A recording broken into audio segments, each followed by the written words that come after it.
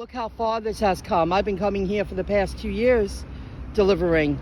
They have built it up so much. This new mall near the Belmont Park is expected to open in October. But what I don't like here, this is where big corporations are hypocrites. They're part of the problem. They're not using unions, so they're all up and down Hempstead Turnpike here. You know, they have the racks. There's 3 there, there's 1 there, there's people walking up and down. I can't get over there to show you all the people. They're pissed, they're out of work. I mean, there's at least 30, 40 men over there, and I guess women. Look at that, October. I look forward to it. I want to check it out. The union workers, they follow all the, I guess, proper protocol. They complete all the channels. They do it right, and they're the ones begging for work. This should not be. It should be a law that you can't use non-union workers when you're building a huge structure like this. I would think that safety would come into play. You have more men on the job that are trained to make sure everything's in working order instead of 2 delegates standing around making sure a bunch of non-trained people, workers, you know, doing the work. When you see it this big, I don't want to make a left because I don't want to go back to the Cross Island. That's Cambridge Heights or something. I want to go east now. I'm on Hempstead Turnpike. There are a lot of people there, and they're not working. They should be working.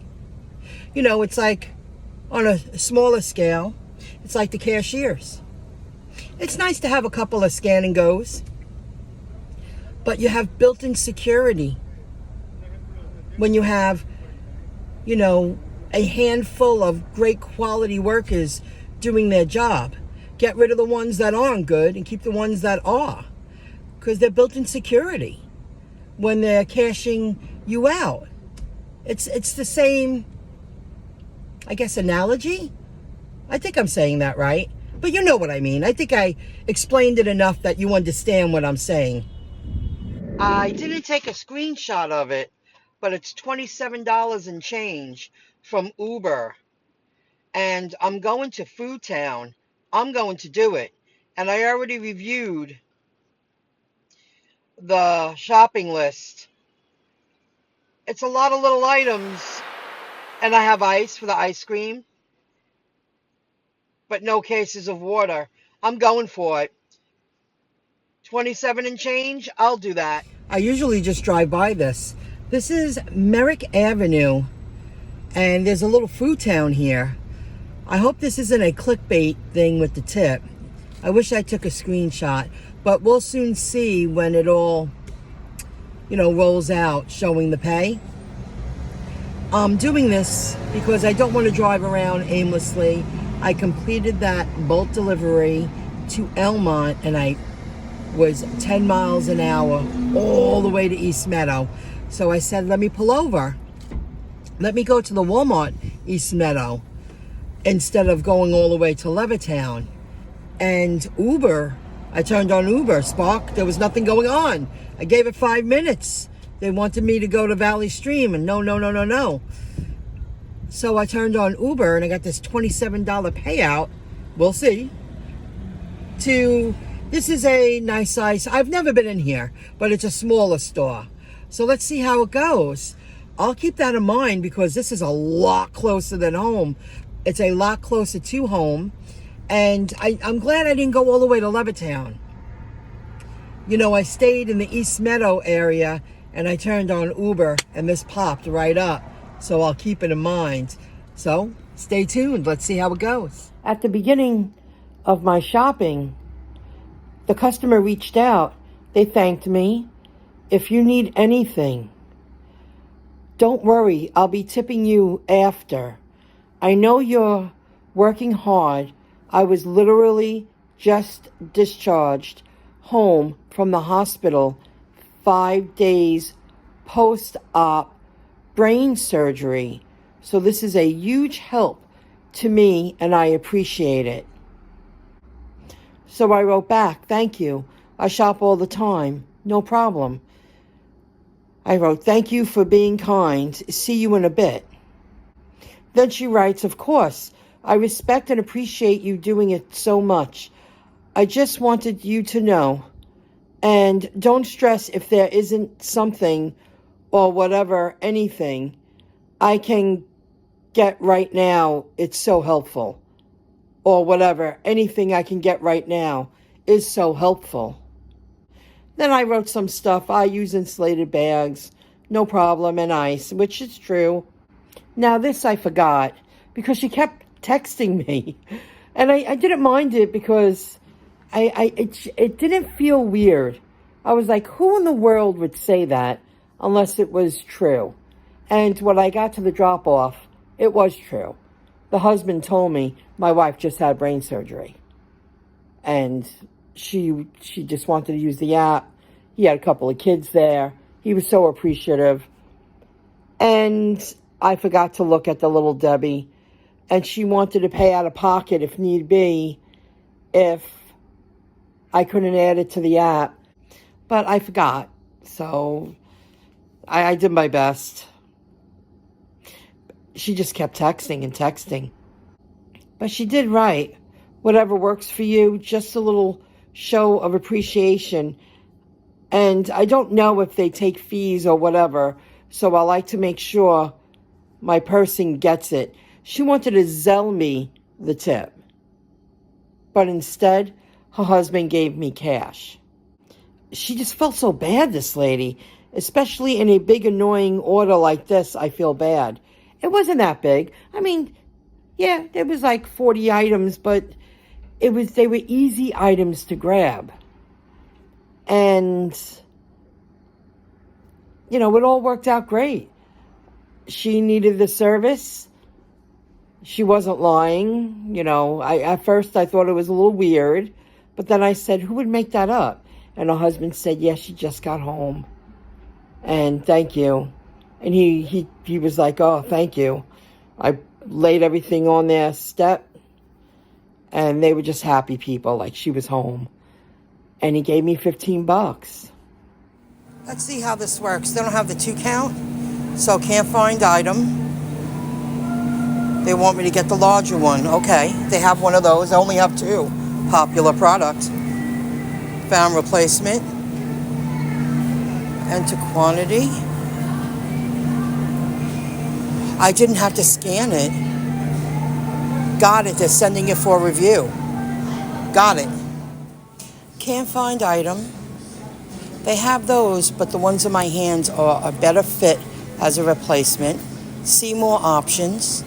No, I don't want strawberries. She's going to get them anyway. I'm going to scroll down, suggest a different item. Yes, I will.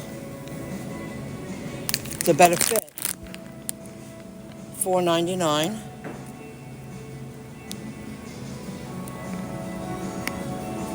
And 1.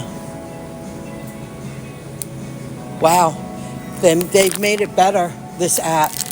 I haven't completed a shop with the Uber Eats app in a while. So the shop went well. The app has improved, in my opinion.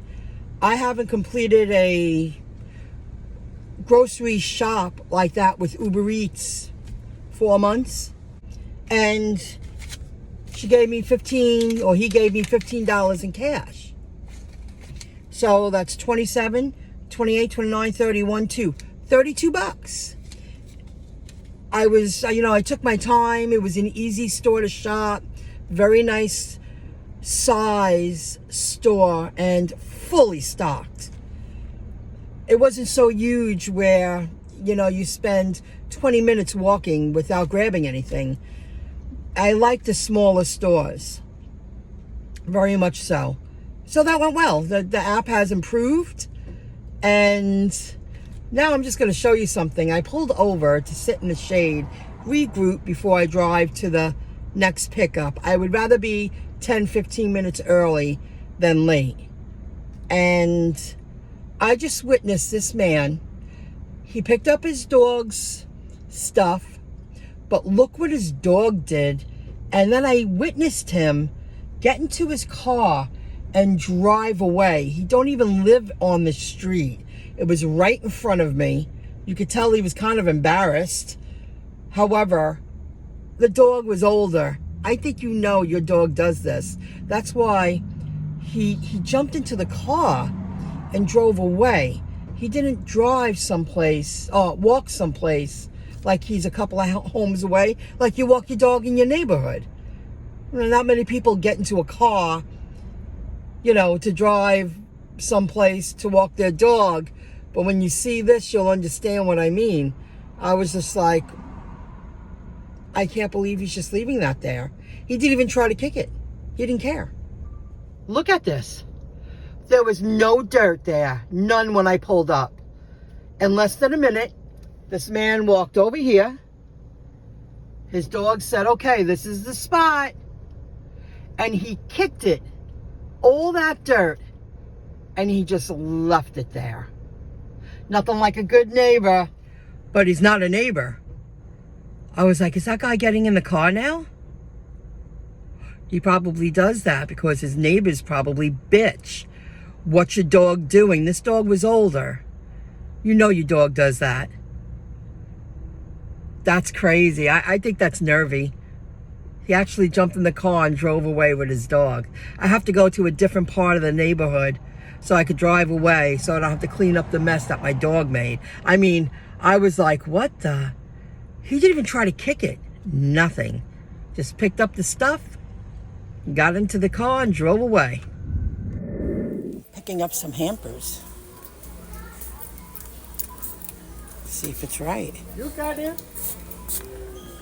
What is it? Put your PIN number? Oh, I'm working at Spark. Okay. So that's what I'm doing. Nice. Thank you. You're welcome. Confirm. Excellent.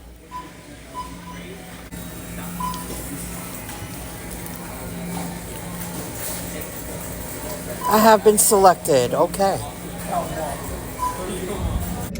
Another long gigging kind of day. I am home. It is just after 8. Still a little light out. And I got through another day of, getting through another day. Every day isn't great. But I did it. Then, I got a $6 tip. Awesome. I'm waiting for 2 more tips. I just broke 160. It seems like 160 is the number, unless I want to stay out to 10 o'clock, and I don't. Ubereats will start giving the other apps they run for their money when it comes to shop and deliver. So I really like that today. It filled in a gap. Then I took my time and I got gas. I took my time and I got to the next scheduled delivery, which paid $60. And when I got there, I bumped into Trina again. She was delivering other food. And we chit-chatted for a few. She's really nice. And she's trying to get on Bolt. They won't take her. And I told her I was trying to get on Delivered That, but Delivered That is not around here. They won't take me. But I think she works more Queens too. I don't. Delivered That soon will come into Nassau County more. I've been keeping an eye out on that one. Then after that, I went to East Meadow again. No, the traffic was light, and I completed an Uber. A Spark. It was a $14.78 payout. Quick and easy shop. Dropped it off. Completed a few more Ubers. Now I'm home. Now, stay tuned for the video because it's fun. One more thing. I was thinking about it today. If you watched my videos yesterday, I spoke about a lot of things. I've been supporting myself without a W-2 job for at least 7 years. Going on 8.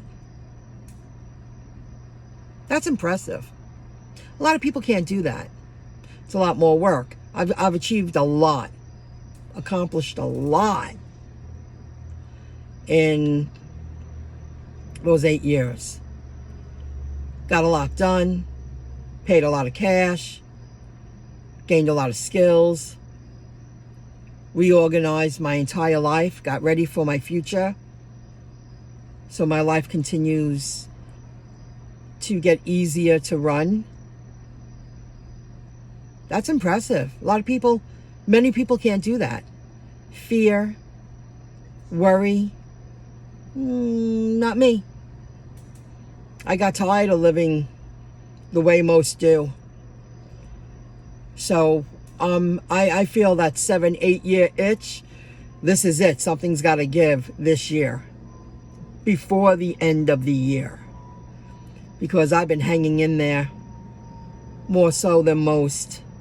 And this summer, since July 1st, I have been laser focused on perfecting skills, 21st century skills, gaining new skills, gaining new knowledge. I laid out a lot of cash, learned a lot about this car, went through a lot of nonsense with this car. That's another thing I'll talk about another time. I did share a little bit yesterday, and it's taken a toll. 8 years. It's hard. You know, your own health insurance, you pay your own way and everything. A la carte, everything. But I've learned to become self-sufficient, and it was worth it.